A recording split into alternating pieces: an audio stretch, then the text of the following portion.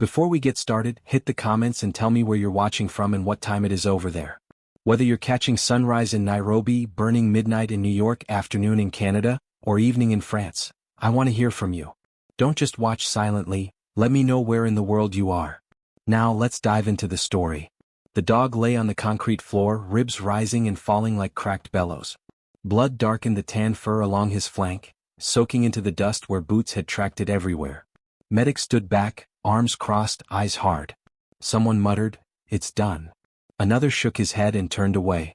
The K9, callsign Rook, tried to lift his head when he heard voices, but it fell again with a dull thud. Outside the hangar, rotors whined down and desert wind pushed grit through the open doors. The smell of metal, fuel and iron filled the air. This wasn't a battlefield anymore. This was a place where decisions ended lives quietly. Lieutenant Hale, crisp and untouched, snapped his gloves off. "We don't waste treatment on animals when men are bleeding," he said loud enough for everyone to hear. The words landed like stones. Rook's handler wasn't there. Killed 20 minutes earlier on the ridge. The leash still clipped to the dog's collar trailed across the floor, abandoned. A tech started to roll a black tarp closer. That was when Evan Cade, the rookie, felt his chest burn. He wasn't supposed to speak. He wasn't even supposed to be in this hangar. He was the new guy. The quiet one. The one everyone tested. Cade stepped forward anyway. His boots stopped inches from the tarp. He crouched, eyes locking on the dog's. Rook's pupils were wide, glassy but alive. The medic nearest him hissed, "Back off, Cade." Hale's gaze sharpened. "You deaf?" Cade swallowed. His throat tasted like sand. He could hear his pulse in his ears, loud as gunfire. He leaned closer to the dog and whispered words no one else recognized. Not English. Not any language on the board. Just a rhythm. 3 short sounds. Pause. 2 longer ones. Rook's ears twitched. His paw moved just an inch, but it moved. The hangar went still. Hale laughed once, sharp and cruel. "You think whispering fairy tales changes policy?" Cade didn't look up. He repeated the sounds, steady now, like he was counting breaths for both of them. The dog whined. "Oh. Alive." The medic froze. The tarp stopped rolling. Someone behind them whispered, "What the hell is that?" Hale stepped closer, anger rising. "That code, where did you hear that?" Cade finally looked up, eyes burning, voice calm. "It's not a code," he said. "It's a promise." The dog's chest lifted again. Stronger this time. And somewhere outside, alarms began to wail. 6 months earlier the air smelled different. Pine instead of fuel. Rain instead of dust. Evan Cade stood at the edge of the training field in Camp Virex, northern Montana, watching teams move like machines he didn't yet belong to. He was 23, shoulders still too narrow for the gear he wore, helmet wobbling when he ran. The instructors didn't yell at him the way they did the others. That was worse. Silence meant you weren't worth the breath. He had learned that early, at home in a trailer that shook when the trains passed, with a father who never came back and a mother who worked nights and slept through his mornings. Cade had joined to disappear. To be smaller than his thoughts. To stop feeling the tight pull in his chest that came when people expected him to fail. On his first week he failed plenty. Timed runs. Breach drills. Hand to hand. Every mark was just under the line. Not enough to quit him. Not enough to praise him. He became the ghost of the platoon. Then the K9 unit arrived. They came at dawn, paws thudding, handlers quiet. The dogs moved with purpose. Ears sharp, noses working, eyes alive. One dog stood apart. Tan coat, black mask, a white scar along his shoulder like a lightning strike. His tag read Rook. When the handler corrected him, Rook listened, but his eyes stayed on Cade. It was unsettling. Cade tried not to stare. He failed. The dog walked over and sat, calm as stone, tail resting on Cade's boot. No command. No leash tug. Just choice. "Don't pet him," the handler said flatly. "He's not yours." Cade pulled his hand back like he'd touched fire. But that night, as rain hammered the barracks roof, Cade heard a low bark outside. Then another. He slipped out, barefoot, heart pounding like he was breaking a rule he couldn't name. Rook stood by the fence, wet and steady, eyes bright in the dark. Cade crouched. He didn't touch. He spoke instead, soft, uneven words his mother used when panic took her breath. Sounds, not sentences. A rhythm meant to slow a racing heart. Rook lay down. Head on pause. Come. Over the next weeks, it became their quiet thing. Cade never fed him. Never trained him. He just spoke when no one watched. The handler noticed. Not with anger but curiosity. He settles faster with you around, he said one morning. What do you say to him? Cade shrugged. Nothing. That was true. And not. The handler nodded. Good. Keep saying nothing. The phrase became a promise without words. 3 short sounds. Pause. 2 long ones. It meant I'm here. You're not alone. Breathe. On a night jump when the wind slammed them sideways, Rook shook hard after landing. Cade knelt, whispered the rhythm. The dog steadied. The handler saw it then, really saw it. He didn't smile.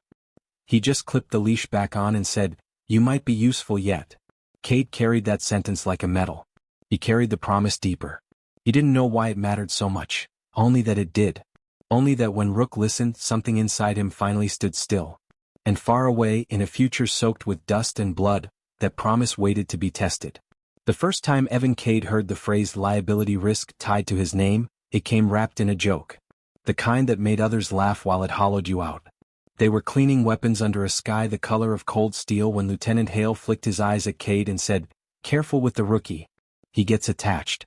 A few men chuckled. Someone added, "Yeah, he talks to dogs." The laughter bounced off the concrete and stuck there, sour and heavy. Cade kept scrubbing carbon from his bolt, jaw tight, hand steady. He didn't look up. Looking up gave people permission. The handler, Staff Sergeant Orenvale, didn't laugh. He didn't defend either. He just watched Cade measuring. Vale was all angles and quiet scars, the kind of man who chose words like he paid for them. After drills, Vale called Cade over to the kennels. The smell of bleach and fur hung thick in the air. Rook paced once, then sat when he saw Cade. Vale leaned on the chain-link fence. "You know the line," he said. "Care and control. Cross it and you break the dog. Cross it again and you break yourself." Cade nodded. He'd lived his life between lines. The ones people drew for him. The ones he tripped over anyway. "I don't touch him," Cade said. "I don't command him." Vale studied Rook's scar. "No," he said. "You anchor him." He paused. "Why?" The answer rose fast. Because I know what it feels like to shake when everyone's watching asterisk. But Cade swallowed it. "Because it works," he said instead.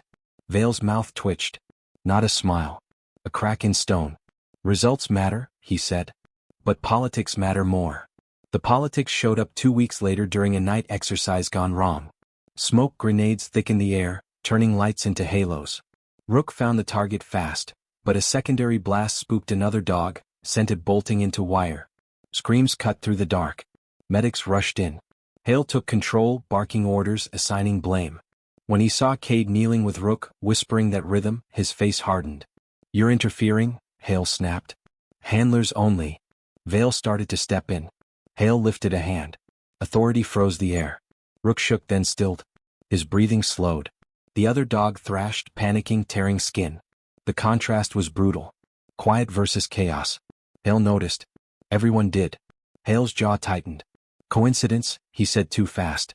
Later in the mess, rumors ran ahead of truth. The rookies got tricks. The dog's broken. They're letting feelings cloud judgment. Cade felt eyes on him like grit under the skin. He ate alone. He slept light. Vale found him at dawn, coffee steaming, eyes tired. "You saved a minute," he said. "That minute saved skin." He set the cup down. "But you made an enemy." Cade shrugged. "I always do." Vale nodded once. "Then listen carefully. If things go sideways, they'll cut what they can't control." He glanced toward the kennels where Rook lay watchful. Dogs don't get appeals. The warning etched itself deep.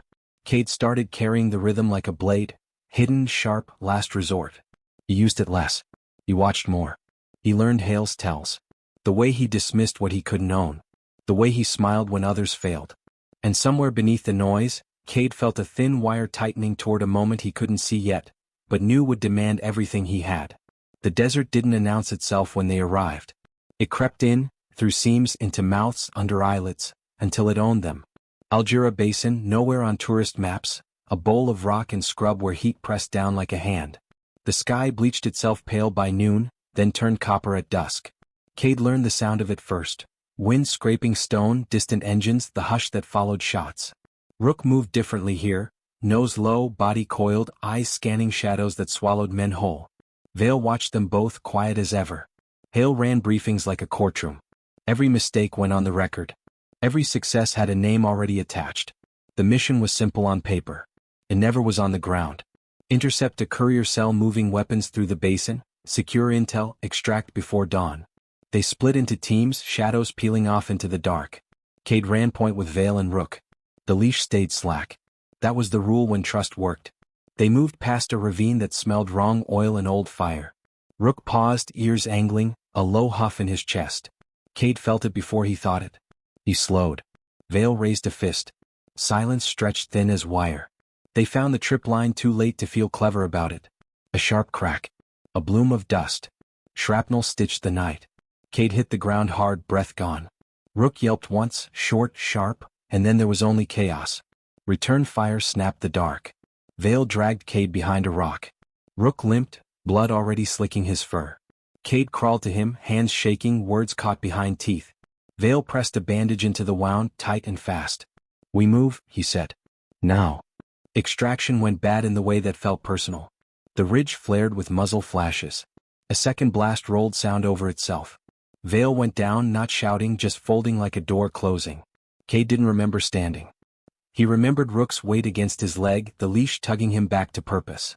He remembered Hale's voice cutting through comms, sharp, commanding, far. "Fall back," Hale ordered. "Leave the dog if you have to." Cade froze. The sentence landed heavy, undeniable. Rook staggered, tried to rise, failed. Blood soaked the sand, dark as ink. Cade dropped beside him, pressed his forehead to the dog's and whispered the rhythm. 3 short, pause, too long, feeling his own breath finally slow. Rook's eyes locked onto his. Trust burned there, bright and fragile. Cade lifted. The dog whined, then leaned into him. They moved together, clumsy and stubborn, until hands grabbed them at the bird. The hangar came after like a bad dream. Fluorescent lights. Concrete cold through his knees. Vale gone. The handler tag unclaimed. Hale clean and certain. "We can't treat animals when men," he began, and the words sounded rehearsed. The tarp rolled forward. The medic's eyes slid away. Cade felt something inside him snap. Not loud, not dramatic. Final. He spoke the promise out loud for the first time where others could hear it. Rook answered with a breath. Sirens wailed outside. Intel screaming urgent, new contacts closing fast. Hale's gaze sharpened, recognition flaring like he'd just seen a ghost. "That sound," he said. "Where did you learn it?" Cade didn't look away from the dog. "From someone who kept his word," he said. The tarp stopped. The medic hesitated. And for the first time since the desert took Vale, Cade felt the future tilt, just a little, back toward hope. The alarms outside didn't stop. They layered, one sharp, one low, until the hangar felt like a chest trying to breathe through broken ribs. Intel feeds lit up screens along the wall, heat blooms moving fast, converging. Hale took 2 steps toward the command table, then stopped. His eyes flicked back to the dog, to Cade kneeling in blood and dust, whispering that steady rhythm like a spine holding everything upright. Hale's voice came clipped. "Medic," he said. "Status." The medic swallowed. "Vitals weak but present. Penetration near the lung. We could stabilize, if authorized." Hale hesitated. It was a small pause, but everyone felt it. Politics pressed in. Optics. Reports. A dog didn't make the after-action slides look good. Cade felt the leash tremble in his hand. Rook tried to rise again, failed again, breath rattling. Cade leaned closer, words soft and precise now, not for comfort but for survival.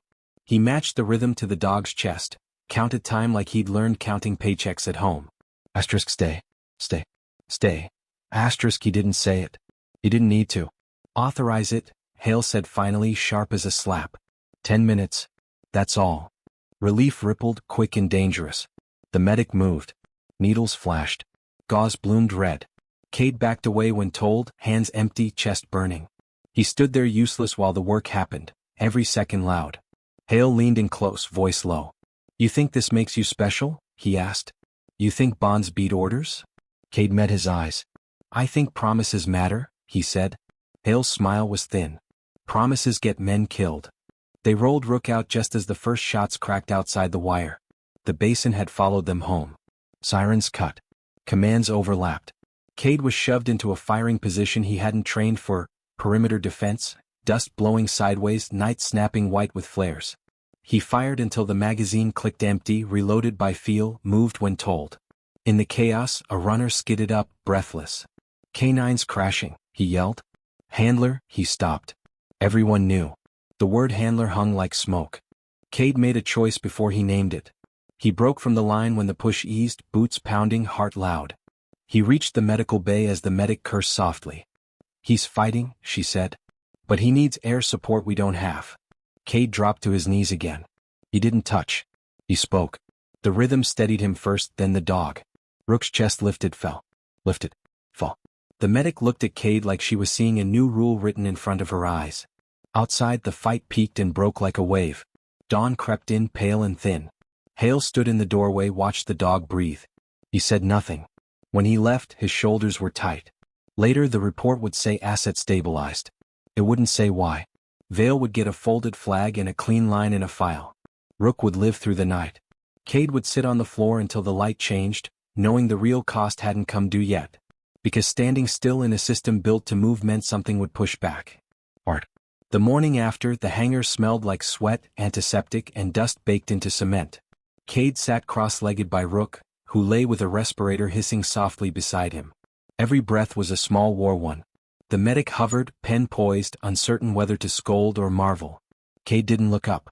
He traced a finger along the leash, eyes fixed on Rook's dark pupils. He whispered the rhythm again, 3 short paws too long, and felt the dog's chest sink with it, tiny, deliberate, alive. Vale appeared at the doorway, leaning against metal like a shadow cast in human form. His eyes scanned the scene, hard, unblinking. "You've broken a lot of rules," he said. "And yet," he paused, voice quieter, almost private. "He trusts you." Cade didn't respond. Trust wasn't earned with words, it was earned with presence. With rhythm. With risk. Vale stepped closer, glanced around, lowering his tone even further. "There's something about that rhythm. Something old. Only a few in my unit know it. A code. Not the one we speak over radios. A different one. Reserved. Dangerous if exposed." Cade's heart thumped, louder than the respirator. "I don't care if it's dangerous," he said softly.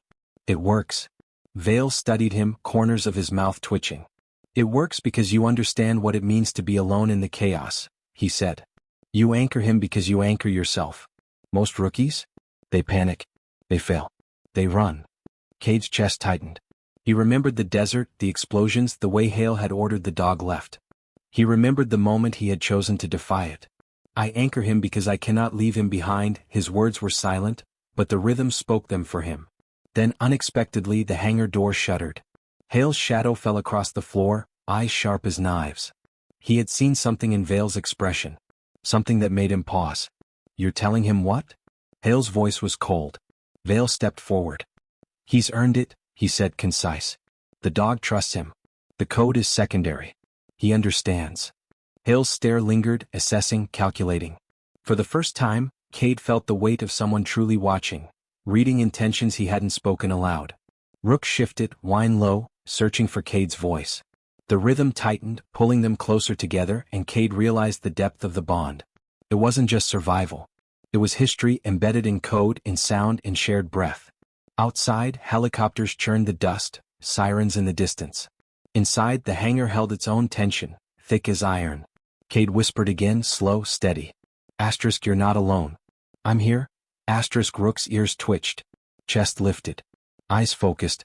The medic exhaled quietly. Vale's gaze softened for the briefest moment, approving. Hale remained unmoved, but Cade knew the battlefield had shifted in a subtle, irrevocable way. That night, when lights dimmed, Cade slept near the dog. Not touching, just close. 3 short paws too long. His heartbeat, their heartbeat, the rhythm of survival threading them together. Somewhere far away, unseen, the rest of the unit would watch reports, analyze actions, whisper about the rookie who had defied orders. But in that moment, secrets, promises, and loyalty held the strongest power. The code wasn't just words, it was life. And Cade had spoken it when it mattered most.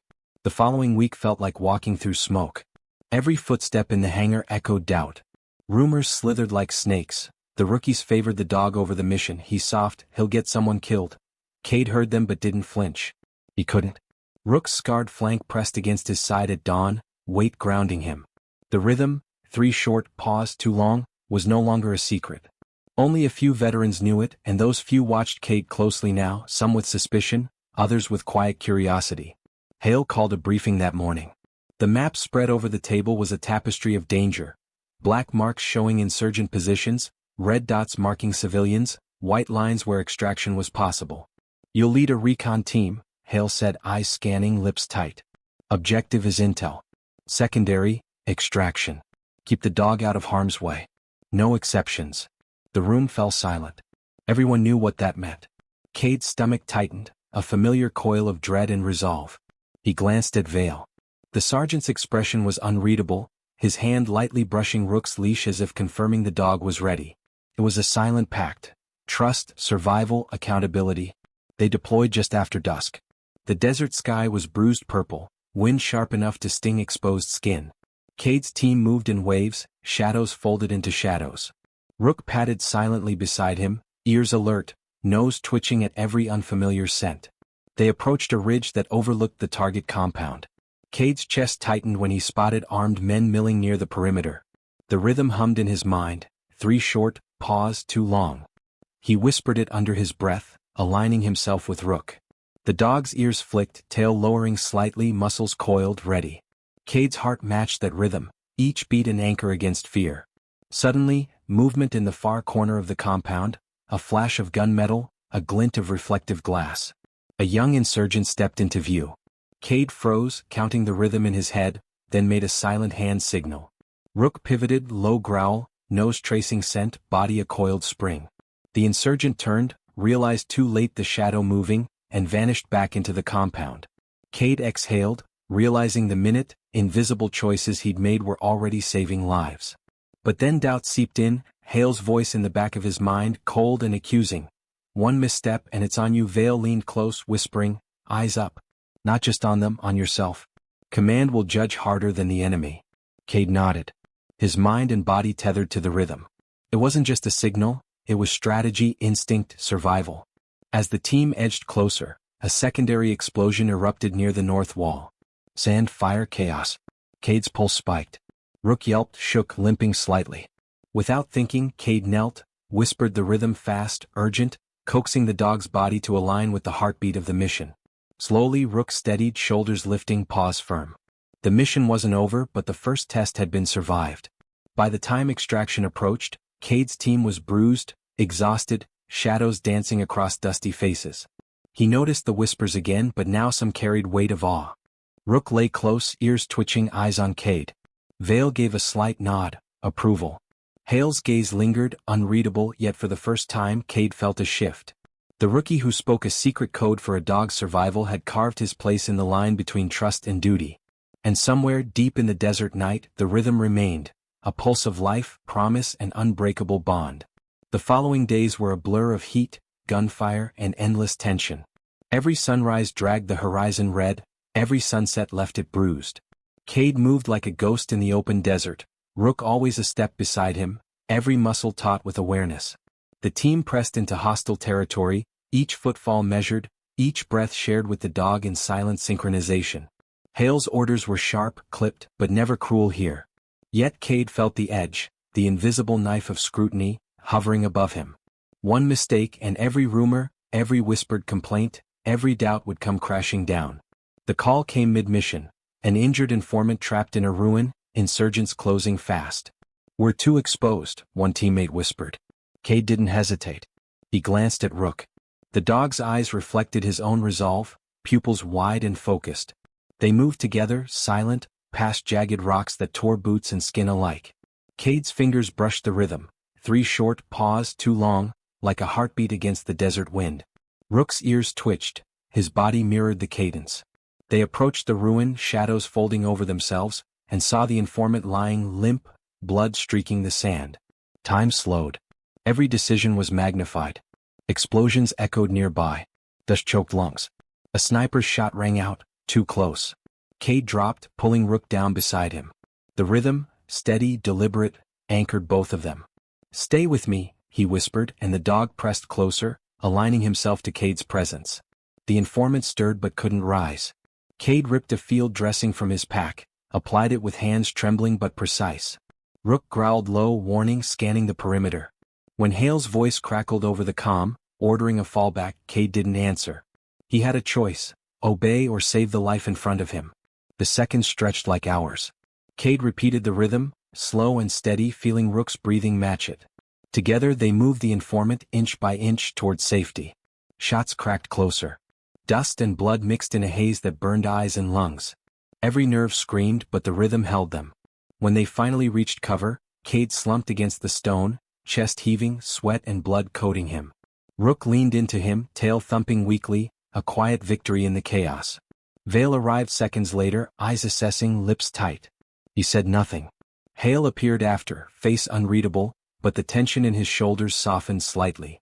For the first time, Cade sensed recognition, not approval but acknowledgement. That night, the camp smelled of dust, blood, and distant fires. Cade sat outside the tent, Rook lying close. He whispered the rhythm again, slow, almost reverent. He realized then what he had become, not the rookie anymore. Not just a survivor. The boy who had entered a harsh world seeking to disappear had transformed into a lifeline. For man, for dog, for anyone who needed the courage to keep moving when the world pressed in. Somewhere, deep in the rhythm, Cade knew the final test was still ahead. And when it came, it would demand everything he had, everything Rook had, and the promise that had begun in silence long ago. The desert had turned black with night, stars sharp points above them, distant mountains cut in jagged shadows. The last mission was the one everyone feared.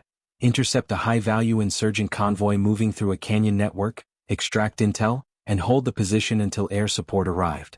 Cade's heart hammered with anticipation and dread. Rook's paws scuffed silently on the gravel, ears alert. Every instinct screamed danger. The rhythm hummed between them, steady, grounding, a tether to life itself. 3 short paws too long. That was all they needed to survive what was coming. They approached the canyon mouth.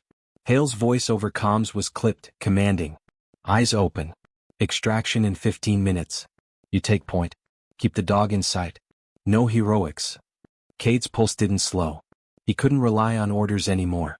This was the moment he had trained for, the moment the promise would be tested. Explosions flared ahead, an ambush waiting. Insurgents emerged from cover, rifles raised, movement precise. Dust, smoke and gunfire carved the night into chaos. Cade pressed Rook to his side. The dog's growl was low, steady, ready. Cade whispered the rhythm. Rook responded immediately, weaving through the rocks, alert, a shadow as lethal as any soldier. Gunfire tore through the canyon. A grenade landed near the team.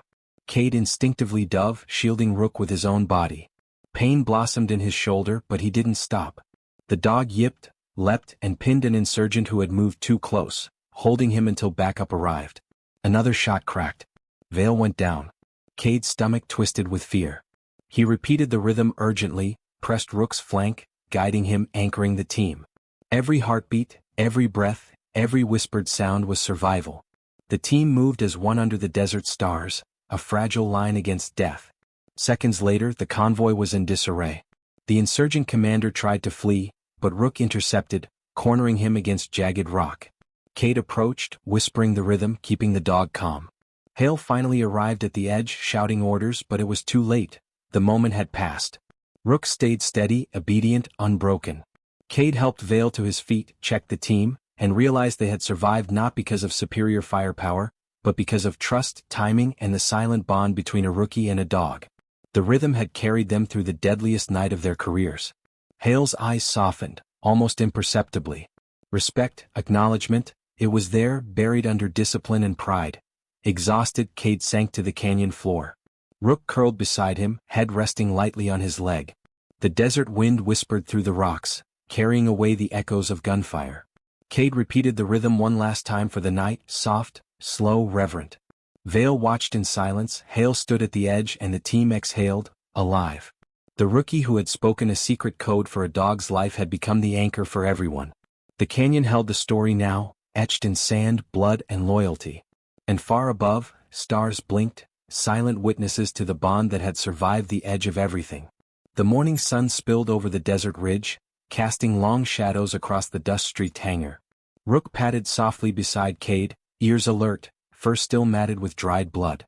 The medics had worked through the night, bandages replaced, vitals checked, yet the dog remained cautious, restless, unwilling to fully relax. Cade knelt beside him, whispering the rhythm one last time. 3 short, paws too long. The dog's chest rose and fell steadily, tail brushing lightly against Cade's boots. It was a quiet victory, but one heavier than any medal or commendation. Hale entered, eyes scanning the room, lips pressed in a line that betrayed nothing. Vale followed, stoic as always. Hale stopped just behind them. "You broke protocol," he said, voice level but heavy with weight. "You risked yourself, disobeyed direct orders, and interfered with procedures." Cade didn't flinch. He simply let Rook shift closer. "I kept my promise," he said softly. Silence followed. Hale's jaw tightened, a long pause stretching thin in the air. Then, unexpectedly, he nodded once. "Not what I would have done, but it worked." There was no smile, only acknowledgement, the kind that carries more meaning than applause. Outside, the rest of the team had gathered.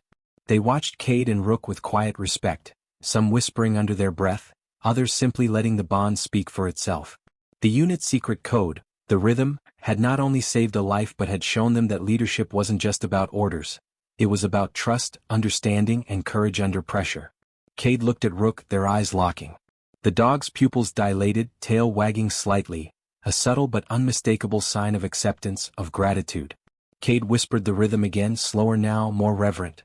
Vale approached, placing a firm hand on Cade's shoulder. "You're one of us now," he said quietly. Cade's chest tightened, not from exhaustion but from understanding. He had entered as a rookie, uncertain, tested, overlooked. Now he left that moment as someone who had proven that heart, presence, and a promise could save a life, even when the rules said otherwise. Hale finally turned, walking toward the exit. For the first time, his steps didn't carry that invisible weight of disapproval. Somewhere deep inside he knew this rookie had changed the line between duty and loyalty. The desert wind carried in through the open doors. Dust swirled around boots, bandages, and scattered equipment. Cade stood, brushing grit from his sleeves, and glanced one last time at Rook.